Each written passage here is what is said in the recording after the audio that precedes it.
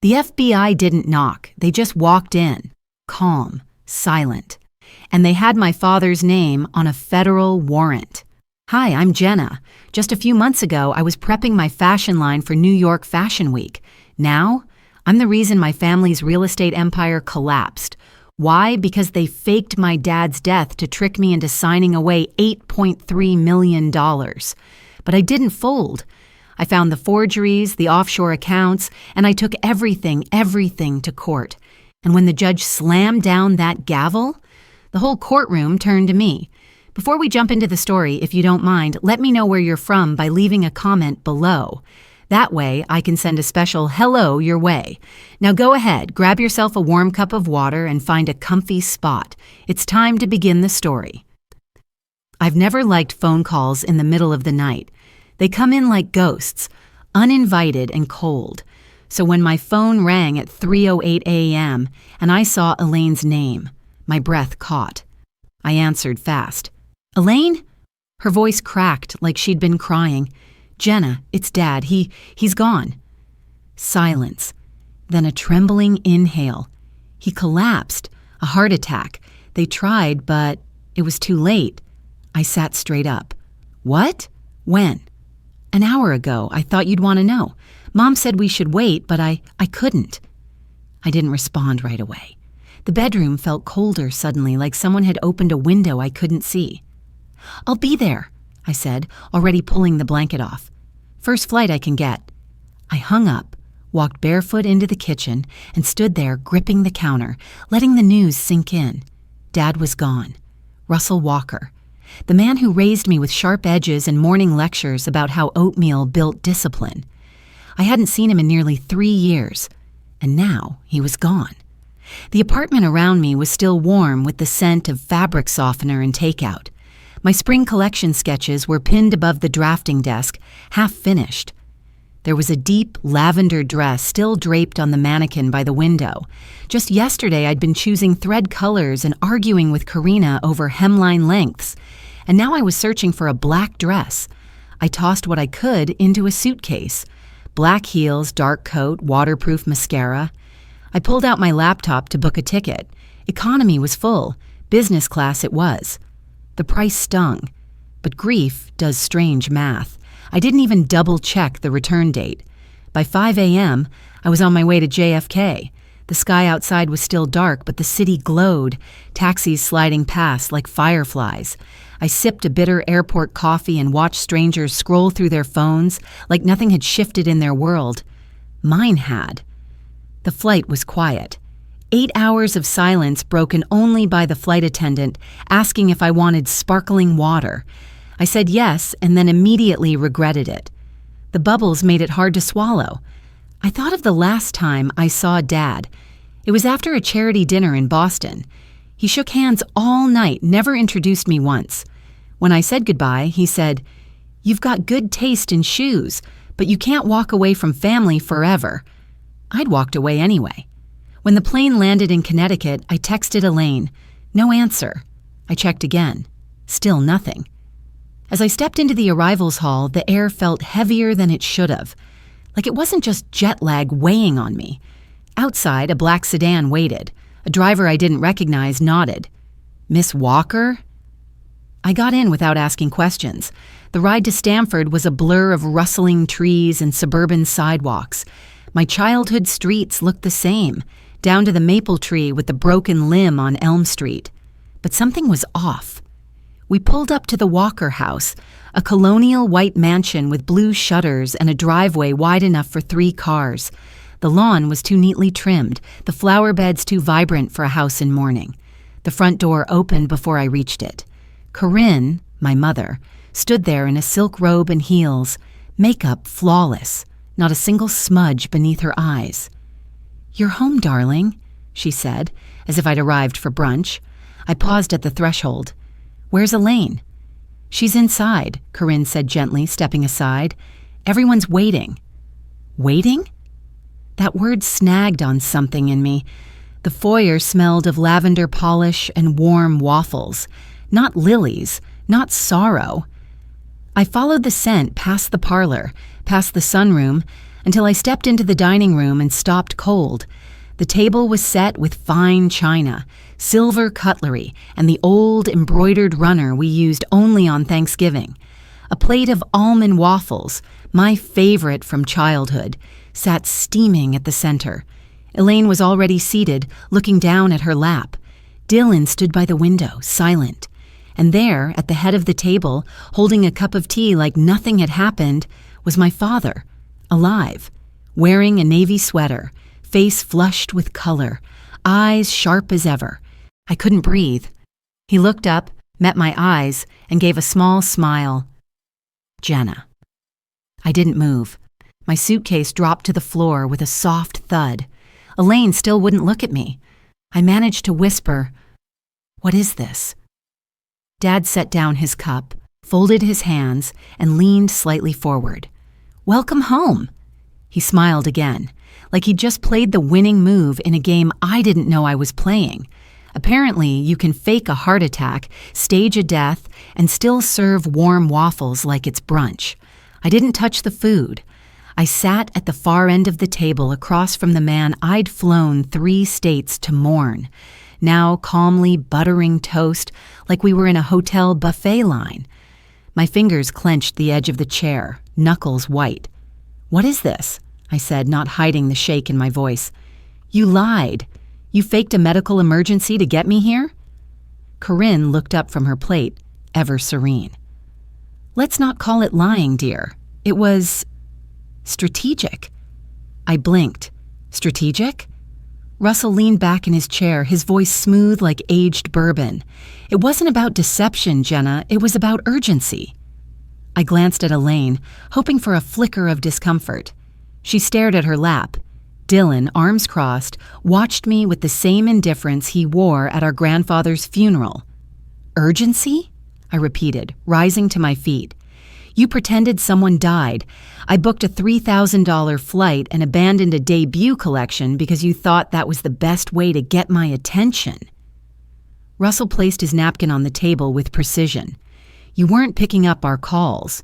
We had to make sure you came home." "For what?" I snapped. "Guilt? Closure? Revenge brunch?" Dylan muttered, "Enough with the drama." "No," I said, pointing at my father. "You owe me the truth. All of it." The room quieted. Then, for the first time that morning, Russell's tone dropped the silk. "You're turning 30 in 3 weeks," he said. "Your grandfather's will takes effect on that day." My breath caught. I knew this was coming. I'd read the letter. Calvin had told me I'd inherit, but only if I stayed clear of the family business. I had. Corinne spoke gently. "What you may not realize, darling, is that the amount is significant." "I know," I said, keeping my voice steady. 8.3 million. A pause. Dylan sat up straighter. Elaine finally looked at me. "You knew?" my mother asked, her lips barely parting. I nodded. "He told me before he passed. He trusted me." Russell didn't flinch. "Then you understand why we need your help. Walker Holdings is struggling. We need someone with vision. You could lead, Jenna." "Lead," I echoed. "Or fund." Silence again. Corinne offered a smile that didn't reach her eyes. "The company has potential, but we've hit a liquidity issue. With the market shift and a few delays in our Riverstone project." I held up a hand. "Don't sugarcoat it. You want me to transfer the inheritance into the company." Russell stood. His voice dropped into something rehearsed, a speech disguised as a plea. "You were born into this legacy. Your name is still on the charter. Your grandfather's condition was irrational. You're our daughter, and we need you." Dylan scoffed. "She was always too busy designing dresses and playing artist to care about this family, and now she thinks she's some moral authority?"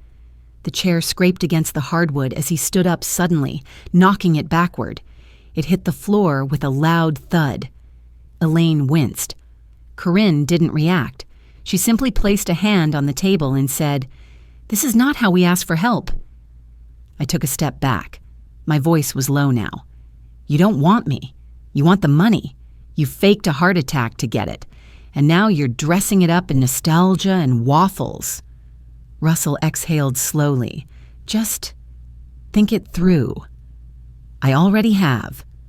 Without another word, I left the room. I didn't slam the door. That would have felt too dramatic for people who treated manipulation like table etiquette. Upstairs, the hallway was dim, but my old bedroom looked untouched. Same pale blue walls, same desk with pencil marks etched into the edges from high school. I stood in the center of the room for a while, letting the past settle over me like dust.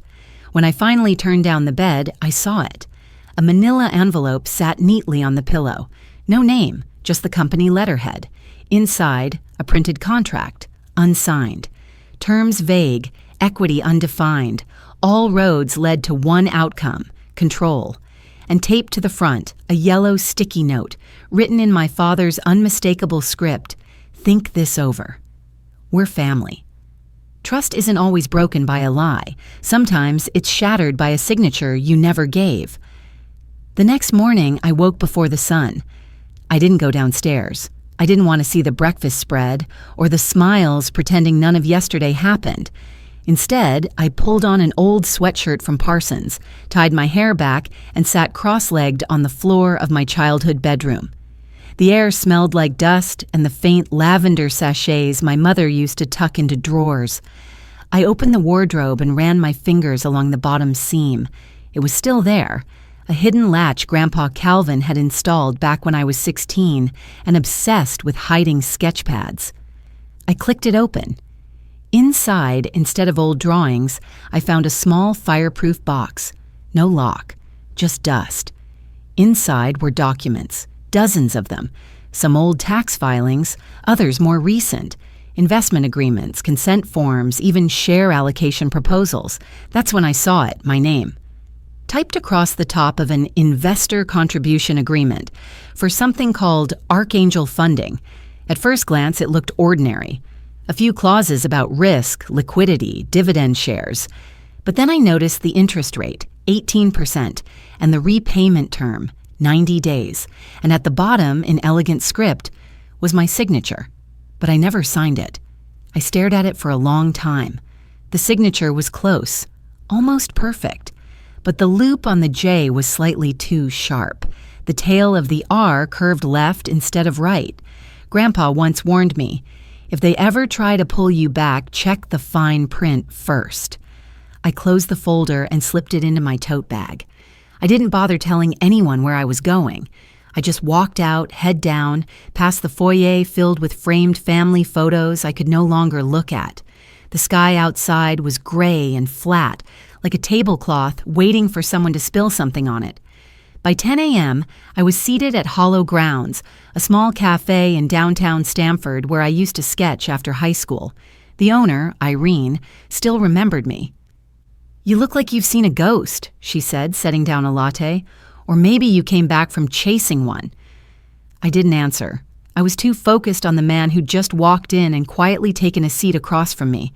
Kent Myers, former company accountant. Quiet, precise. Glasses always smudged near the bridge. "Jenna," he said, offering a tight nod. "I didn't expect to hear from you." "I didn't expect to come back," I replied. We skipped pleasantries. I pulled the folder from my bag and slid it across the table. "I need you to tell me what this is, and why my name's on it." Kent adjusted his glasses, read through the document slowly, then exhaled. "They forged this," he said softly. "I thought they might, but I never had proof." My heart sank. "So it's real? The loan?" "Oh, it's real," he nodded, "and dangerous. Archangel Funding isn't a traditional lender. They're offshore. Bahamas, I think. High risk, high return, but with penalties that make payday loans look generous." I swallowed hard. Why would the company even consider this? Kent looked around the cafe, then leaned in. "Because Walker Holdings is hemorrhaging cash," he whispered. "Half the projects from the last 2 years are stalled. Investors are starting to ask questions, so they started borrowing from anyone who'd give them money, shell companies, private lenders. But they needed a clean name to sign the documents." He tapped the paper. "Yours. I felt my hands tremble under the table. Kent, how far would they go? He paused, choosing his words carefully. If you hadn't come home, they would have forged the rest. Your consent forms, your power of attorney, maybe even claims of mental incompetence to access the trust early. I blinked. That's illegal. He nodded again. And reckless. But when people are drowning, they'll grab at anything, even their own. A part of me wanted to scream, but another part, a deeper, colder part, just nodded. I thanked him, paid for his coffee, and walked out into the chill air. Back home, I didn't go inside right away. I sat in the car, staring out at the maple trees. They were just beginning to turn orange, but the color felt artificial today, like someone painted over something dying. That night, I couldn't sleep. I pulled out Grandpa's letter again, the one I'd almost memorized. If you're reading this, Jenna, it means the storm came, and maybe they told you they needed you, that you're the only one who can fix what's broken. But remember, your name is not theirs to use.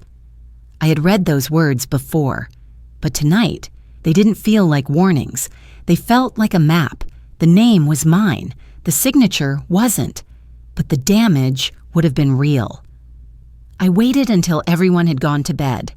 The house creaked like it always had, wood settling, pipes humming, the faint rhythm of the heat kicking on. My parents' bedroom light went off around 10. Dylan had gone out after dinner. Elaine. I wasn't sure. Her door was closed, no sound behind it. I paced for a while, then knocked.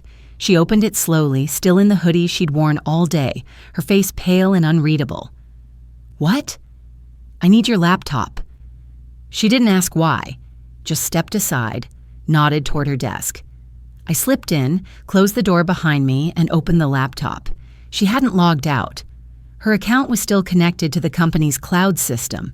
Finance reports, project folders, legal PDFs with uncomfortably vague names. I opened a document labeled Advisory Budget Q3, expecting fluff. But there it was, a scanned copy of my passport, and next to it, another contract, this time with a South Florida developer. A $10 million pre-approval for a land transfer, signed by me. Only I'd never even heard of the land. I started copying everything, folder after folder. Each document I opened felt heavier than the last. Some had my name in the signature field. Others were pending Jenna's consent, but with notes from Bernard, our family lawyer, saying anticipated approval based on internal family alignment. Kent had warned me, but seeing it felt like drowning with your eyes open. By midnight, I had it all on a drive. The house was quiet as I stepped out. The stairs creaked under my weight, but no one stirred. I went back to my room, locked the door, and pulled out my phone. I hadn't spoken to Julian in almost a year. He was the one who had picked me up the night I left home for good, standing outside the Parsons dorm with a backpack and a half-finished dream. We dated through most of college. He became a financial analyst, then an investigator. I chose fabric. We stayed in touch after the breakup, polite texts, the occasional forwarded article. But tonight wasn't about nostalgia. I scrolled to his name. Me. Julian, I need help. It's about investor fraud. It's big, and it's personal. He replied 2 minutes later. Julian, where are you? We met at a quiet rest stop cafe near Route 1, neutral ground. The parking lot was nearly empty except for a trucker sipping coffee inside his cab. Julian still looked the same, warm eyes, sharp focus. He hugged me briefly, then sat across the table. You sound scared, he said. I handed him the drive. I'm not scared, I said. I'm furious. He plugged the drive into his laptop, eyes scanning the files, his jaw tightening with every scroll. You're right to be furious, he murmured. This isn't just forgery. These are real accounts. Fabricated consent, shadow loans, and this one, he pointed to the Archangel funding file, is offshore, with layered shell companies. That's money laundering if it's used for corporate gain. I felt a chill even in the heated cafe. Is this enough to take to authorities? I asked. Julian looked up. Jenna, this is federal. He leaned in, voice low. "This isn't just family greed, it's criminal enterprise. If you hadn't come back, they might have filed all of it with your name on it and built a house of cards under your identity." I nodded, trying not to let my voice crack. "I want to stop them. I don't want my name attached to this. I don't want my grandfather's money used to bail out a scam." Julian took a deep breath, then exhaled slowly. "Okay, we build a case, quietly. I'll start flagging key violations and loop in a contact at the Financial Crimes Unit. But Jenna, you need to be careful. They'll realize soon you're not playing along." I looked out the window. The sky was starting to gray at the edges, the hour before dawn, always the coldest. Back home, I crept upstairs. Everyone was still asleep. I hid the drive under a loose floorboard in my closet. It was silly, dramatic even, but something told me this was no longer about one contract or one lie. It was a machine, and I was in its way. That night, just as I was about to sleep, my phone buzzed. Unknown number. One text. "If you expose this, they'll bury you too." The FBI didn't arrive in sirens. They arrived in silence, with gloves, scanners, and federal warrants. It was just after sunrise. I was in the kitchen, pouring coffee that tasted like cardboard when I heard the knock. Not loud, not frantic, just firm, certain. I opened the door. 3 agents stood on the front step. Dark suits, calm expressions, badges in hand. Behind them, 2 black SUVs idled quietly at the curb. A third pulled into the driveway. There was no chaos, no shouting, just the sound of boots on gravel and the faint hum of printers warming up as they prepared to scan documents. "Ms. Jenna Walker?" the lead agent asked. "Yes." "I'm Agent Montgomery. We're here with a federal search warrant for the premises and all offices affiliated with Walker Holdings. Please step aside." I did, without a word. Behind me, I heard Corinne's voice from the staircase. "What's going on?" Her heels clicked against the wood floor as she descended, silk robe tied a little too perfectly for someone supposedly still waking up. "Ma'am," one of the agents said, handing her a copy of the warrant, "we'll need access to all business records, computers, and private documents stored on site." Then came Russell, emerging from his study, face pale. He opened his mouth to speak, but nothing came out. His gaze darted between the agents, the paperwork, and me. "You did this," he whispered. I didn't respond. They searched the house methodically, every drawer, cabinet, and office file. They confiscated hard drives and printouts. One agent carried out a briefcase I recognized. Dad's. It had once held contracts for luxury high-rises. Now it held evidence. Later that afternoon, I sat with Joseph Linwood, my grandfather's estate attorney, inside a quiet legal office downtown. He handed me a folder, thick and heavy. "It's official now," he said. "Your petition for a civil and criminal investigation is filed. This," he tapped the cover, "will protect you and your grandfather's legacy." I nodded. "Let's bring it to court." 3 weeks later, the courtroom in Fairfield County was packed. Reporters lined the back rows. Investors, former clients, a few neighbors who once exchanged Christmas cards with my parents. All silent now, waiting. At the front, Russell sat between 2 lawyers. His suit was pressed, tie knotted with care, but the lines on his face had deepened. Corinne was beside him, composed, as always, but her eyes darted constantly, scanning for an exit. Dylan, in a separate seat, refused to look at me. Bernard Fox, the family lawyer, looked drained. His once proud posture had collapsed into something smaller, slouched. I took my place with Julian on one side and Joseph on the other. The federal prosecutor opened with a calm, clear voice. "Your Honor, the evidence presented today demonstrates not only mismanagement of funds but intentional deception, including forged signatures, off-the-books loans, and laundering through offshore accounts." Then came the recordings. I had captured them over weeks, whispers from behind doors, suggestions of pressure, veiled threats. Next, the financial files Kent had saved, Archangel funding, buried contracts, wire transfers to untraceable entities.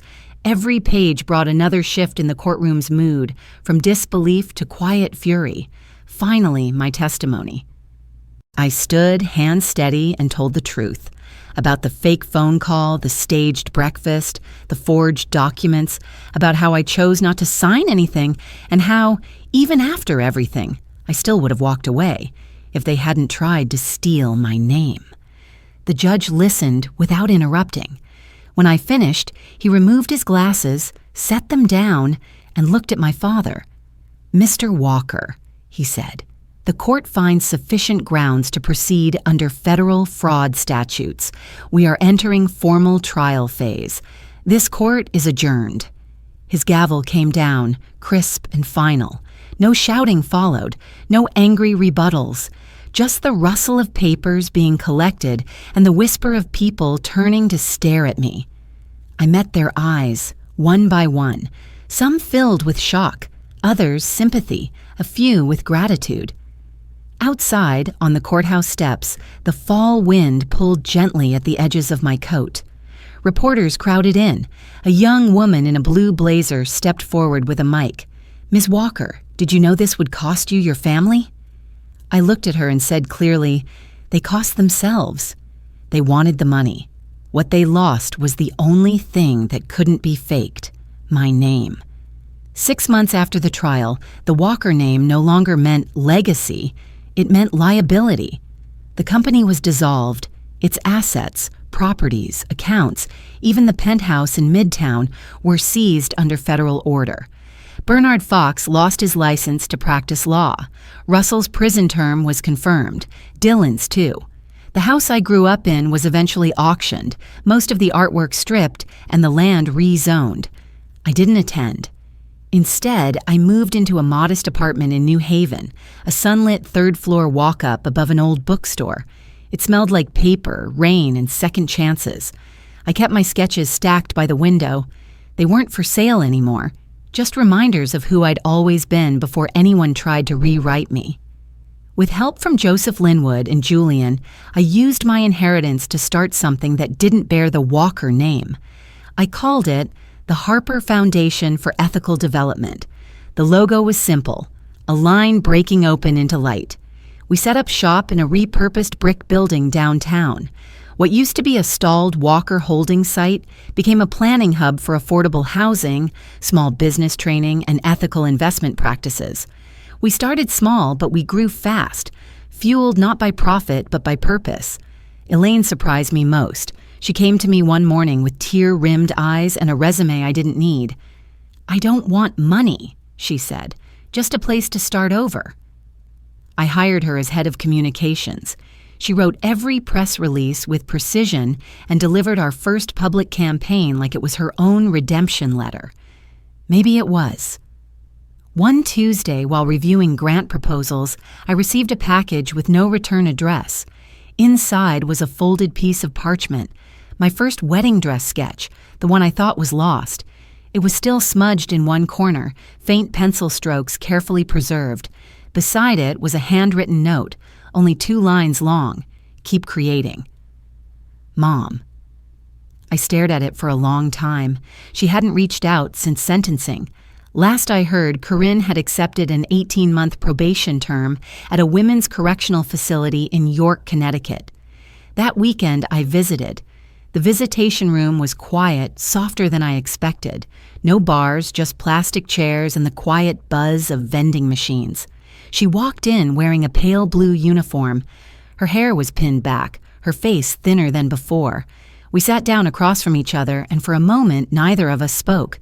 Finally, she said, "You look more like your grandfather now." I smiled faintly. He always said I had his stubbornness. She nodded, her voice low. I kept the sketch, all these years, not because I believed in it. At first, it was out of anger, then regret. "And now?" I asked. She looked me in the eye. "Now it's a reminder that I was wrong. I wanted you to be something you never needed to be." The silence between us didn't feel heavy. It felt honest. "I don't know if we can fix this," I said. "I'm not asking you to," she replied. but I needed you to know. I see you now." As I left, I remembered something Grandpa Calvin once wrote: "Blood is not a chain. Integrity is." Back in Vermont, his old house had been turned into a shelter for women leaving financial abuse.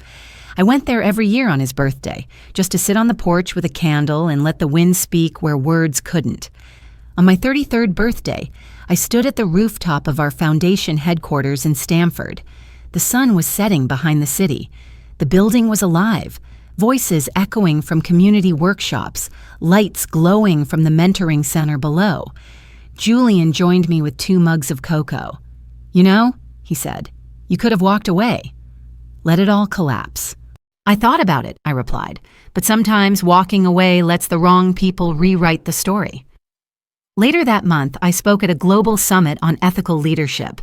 The room was filled with people in suits, media badges, and earpieces.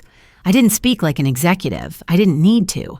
I told them my story about the fake death, the forged name, the empty dining table set with waffles and lies, about the moment I realized I wasn't just defending money, I was defending truth. I ended with one sentence: "They faked a death. I rebuilt a future, and I'm still standing." The applause was quiet, not thunderous, but real, and that was enough. In the end, it wasn't the courtroom or the headlines that stayed with me.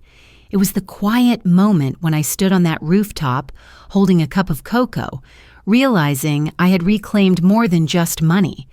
I had reclaimed my voice, my name, and the truth of who I'd always been. Sometimes the people closest to us lose their way, and sometimes we lose them trying to do what's right. But integrity, once chosen, becomes its own kind of family, one built not on blood, but on the courage to choose better. As my grandfather once wrote, "Blood is not a chain. It's the choices we make that hold us together." If this story touched your heart or reminded you of a time when you had to stand your ground, I'd love to hear your thoughts. Feel free to share your reflections in the comments or follow along for more stories that honor the quiet strength it takes to do the right thing.